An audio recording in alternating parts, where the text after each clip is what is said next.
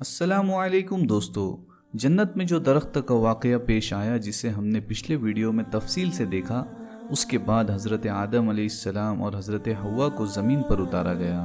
کہا جاتا ہے کہ حضرت آدم علیہ السلام کو ہند کی زمین پر اتارا گیا، جسے آج ہم ہندوستان کے نام سے جانتے ہیں۔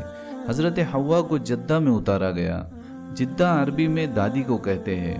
کہا جاتا ہے کہ یہ نام اس شہر کو حضرت حوا ہی کی وجہ سے دیا گیا، اور شیطان ملعون کو بصرہ کے قریب ایک علاقے میں اتارا گیا۔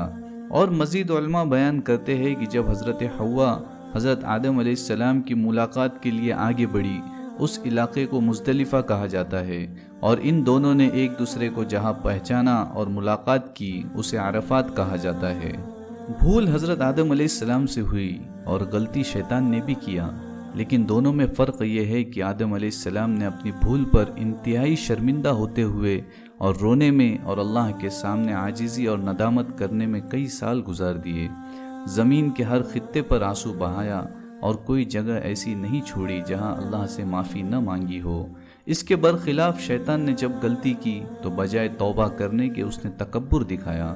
توبہ تو نہیں کیا، لیکن اللہ سے قیامت تک کی مہلت مانگی اور اللہ تعالیٰ کے سامنے قسم کھائی کہ میں آدم کی اولاد کو بہکاؤں گا اور انہیں جہنم میں لے جاؤں گا۔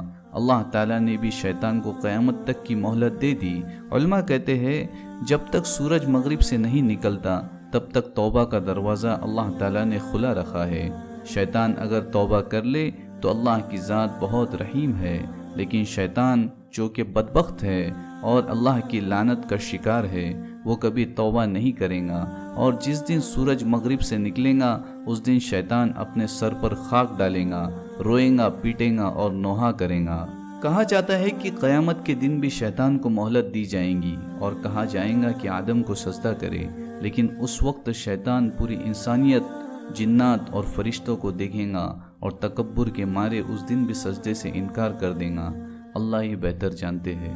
آدم علیہ السلام جب زمین پر اترے تو کئی سال حضرت نے رونے میں اور اللہ سے عاجزی میں گزار دیے، جس پر اللہ تعالیٰ نے انہیں ایسے کلمات سکھائے جس کے ذریعے اللہ تعالیٰ نے انہیں معافی عطا فرمائی۔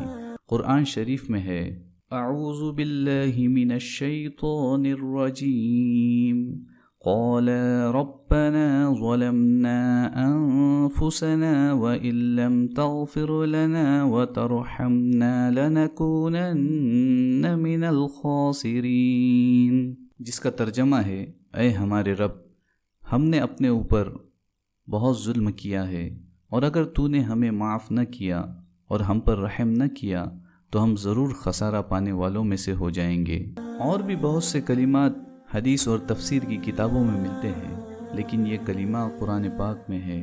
بہرحال اللہ تعالیٰ نے حضرت آدم علیہ السلام اور حضرت حوا کو معاف فرمایا، اور پھر اللہ تعالیٰ نے پوری انسانیت کو ان حضرات سے وجود بخشا۔